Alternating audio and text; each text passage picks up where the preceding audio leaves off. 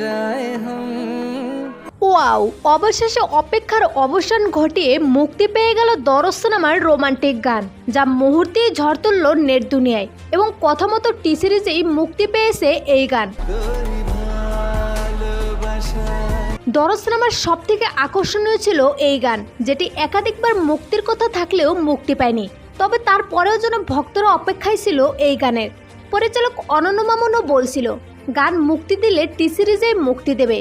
অবশেষে তার কথা রেখে টি সিরিজে মুক্তি পায় দরদের গান। গানটির মুক্তির সাথে সাথেই ঝড় ওঠে নেট দুনিয়ায়। মোহাম্মদ ইরফানের কণ্ঠে এমন গান যেন মুগ্ধ করেছে ভক্তদের। অন্যদিকে প্রথমবার দেখা যায় শাকিব খানকে কোনো হিন্দি ভাষার গানে অভিনয় করার জন্য, যা দেখে অনেকেই বলতেছে এ যেন বলিউডের নায়ক।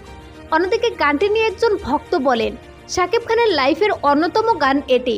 সোনাল চৌহানকেও শাকিব খানের সাথে অনেক বেশি ভালো লাগতেছে।